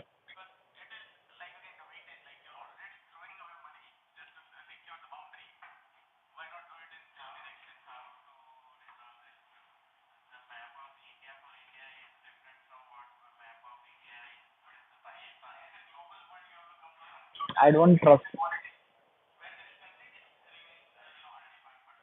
Hmm?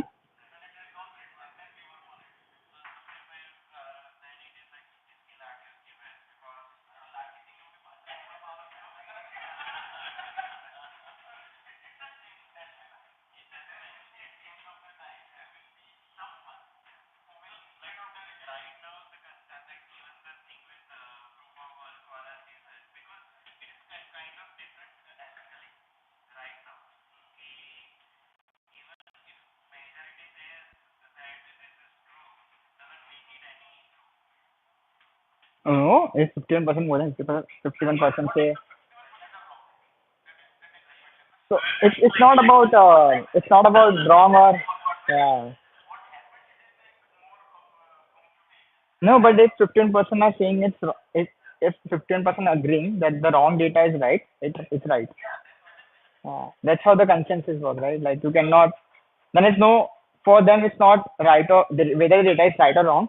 It's about just whether the people are agreeing that it's right or wrong. It's like how the politics work. That's how the politics work, right? You agree to certain things.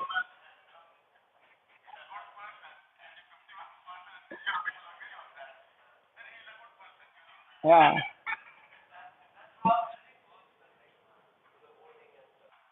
I think he also had like a use case, right?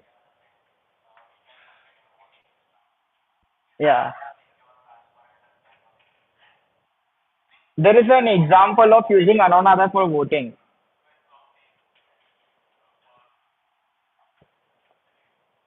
There is an example on the GitHub repo where they have shown how you can use Anonada to be used for the voting system. Like they have made an whole example. If you want to check it out on the GitHub repo.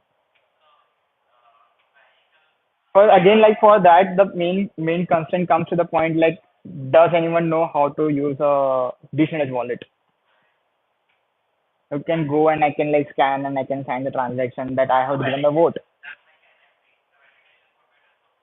Huh?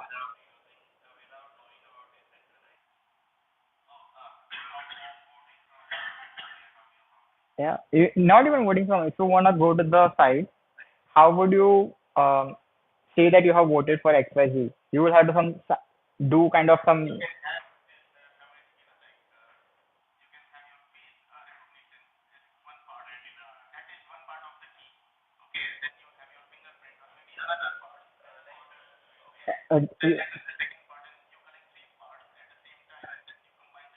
Uh, that's what happens in the Solana mobile. So there is a mobile called Solana mobile where they have the inbuilt. They have built the whole phone for this use case where the keys are like inbuilt. So you don't have to remember or something like that.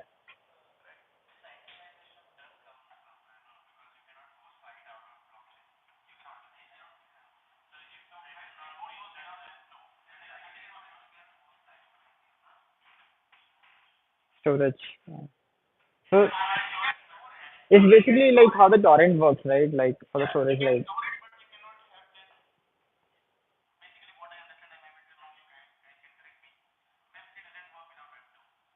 yeah, I say the same thing. So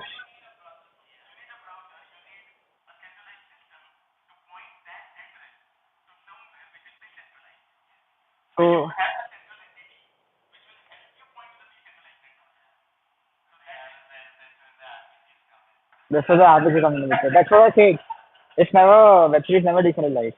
If there are RPCs who are centralized, there's no point.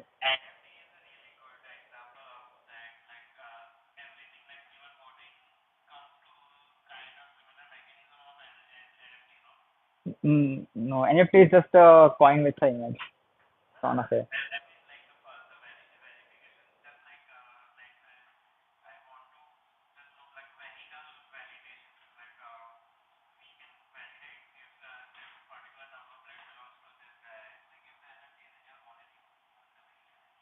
But so again, like, so there are two kind of NFTs.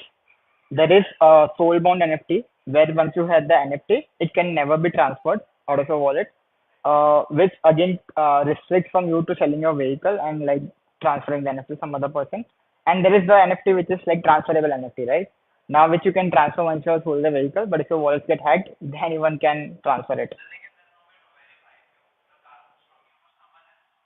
They can go to police and say like, okay, you have the his car.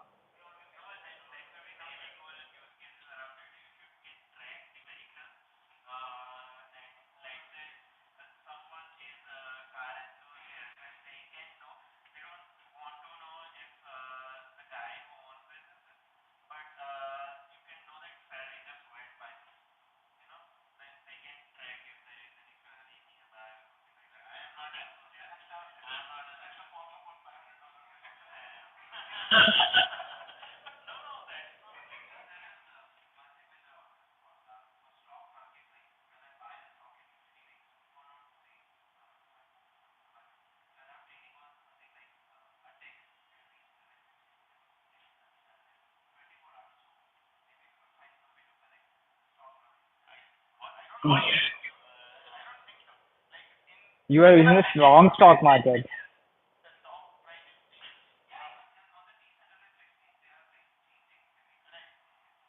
But it comes in your account like on the spot, right? Like it does not take.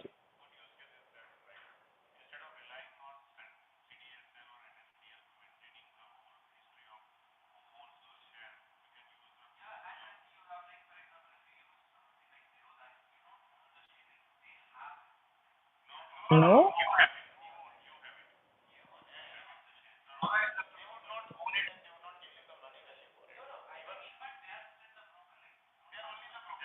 it's like not the in-person broker we used to have in past. So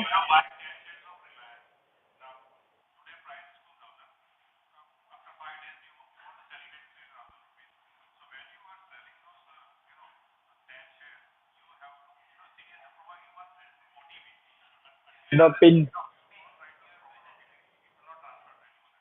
which I keep on forgetting and grow. And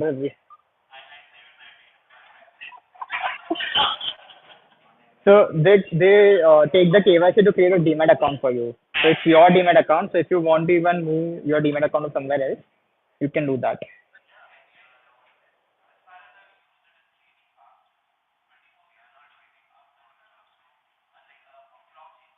So you can put that I want to buy a stock, but it will not execute till the stock market opens.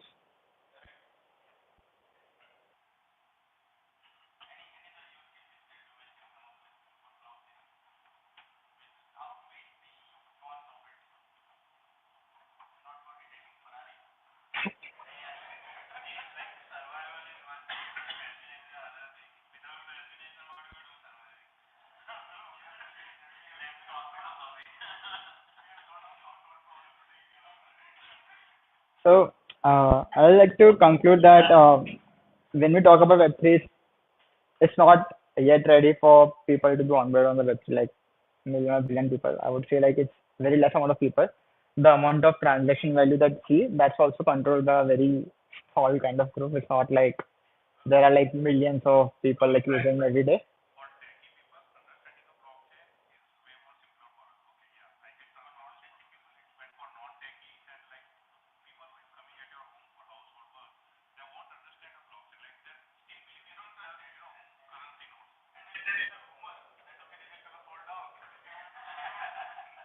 And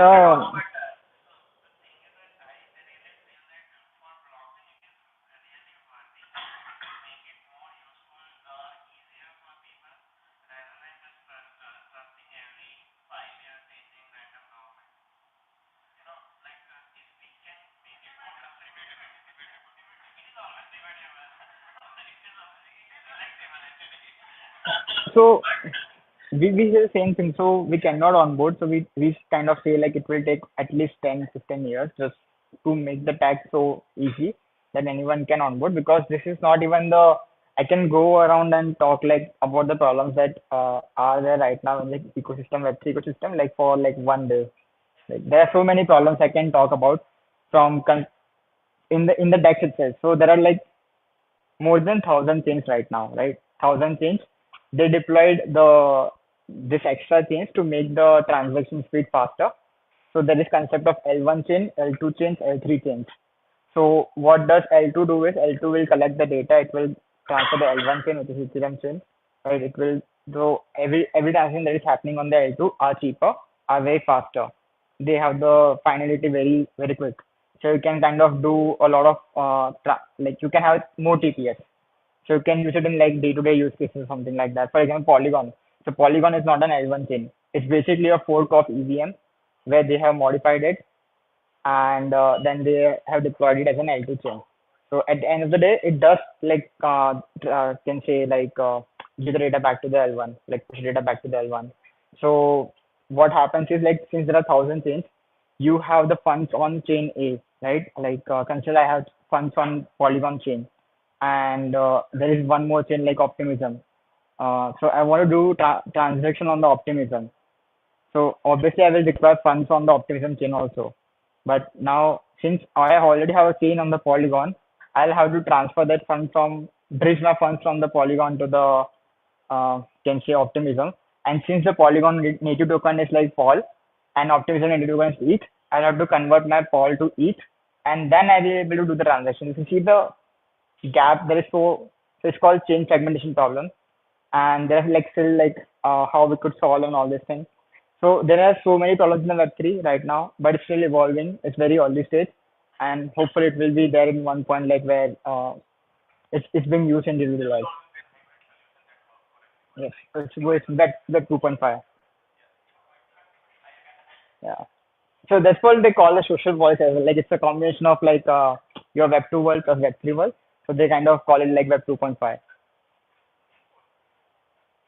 So I have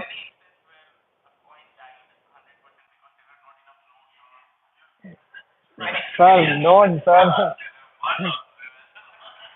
I, so I yes, that's what it's called a Ponzi scheme, right? Like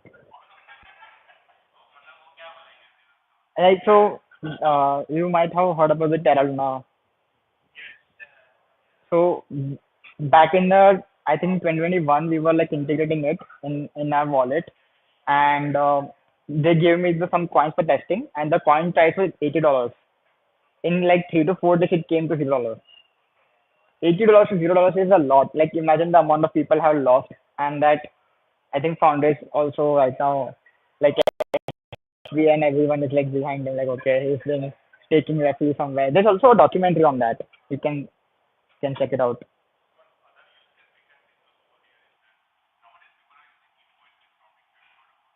No.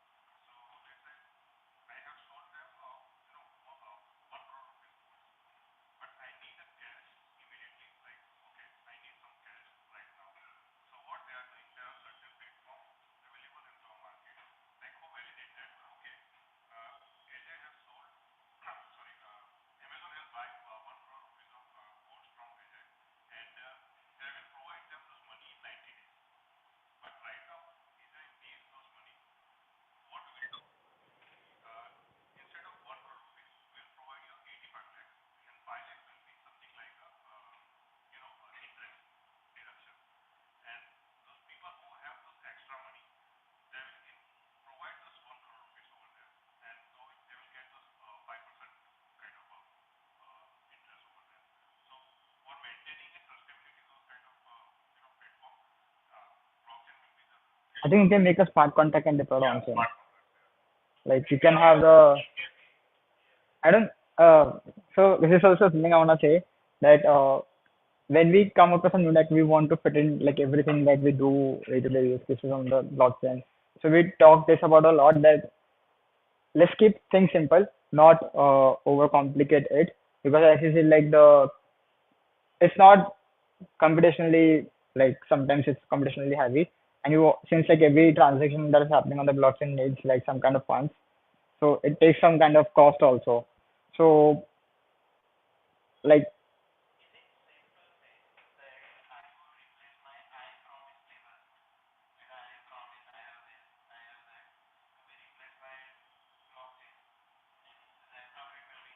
you can have a notes taking app in the blockchain, but does it make sense?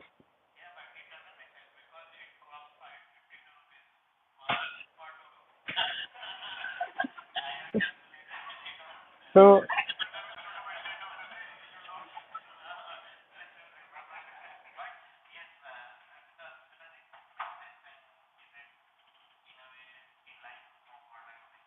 so I would say like think of a use case where if we're replacing any tech for the people, they should not be able to differentiate whether it's a Web 2 or Web 3.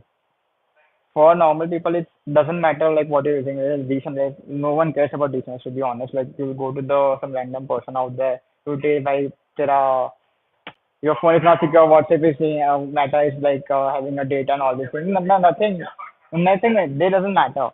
So pitching the solutions in a way that this is decentralized property and all this does not make sense. And it's like it's not coming out in public because we don't have that much of TPS also right now or onboarding. Yeah,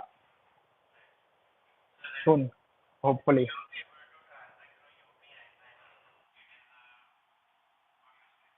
Yeah, you handle everything in the background, but try to like do this. How to do this? Just go and buy some coin you wanna buy in India. You see how difficult it is just to buy a coin in India and transfer it to the decentralized wallet. It's a hustle.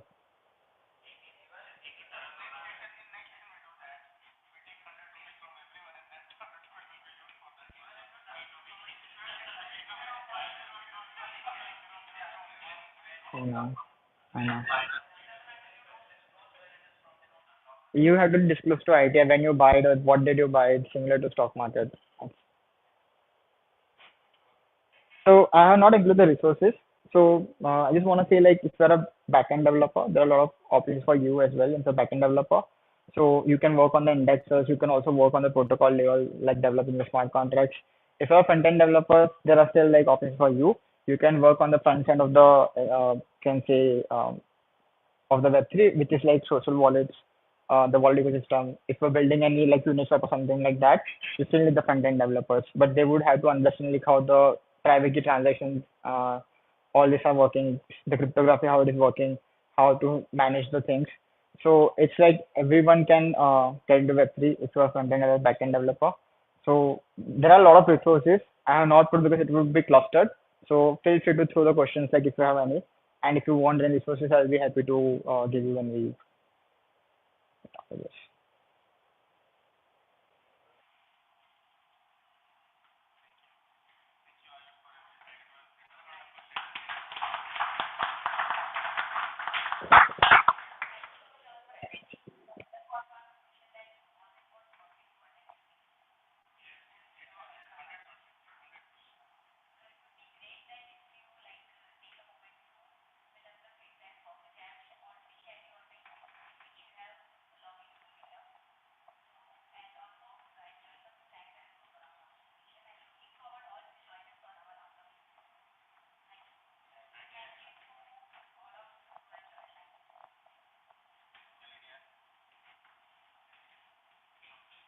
If you want to connect.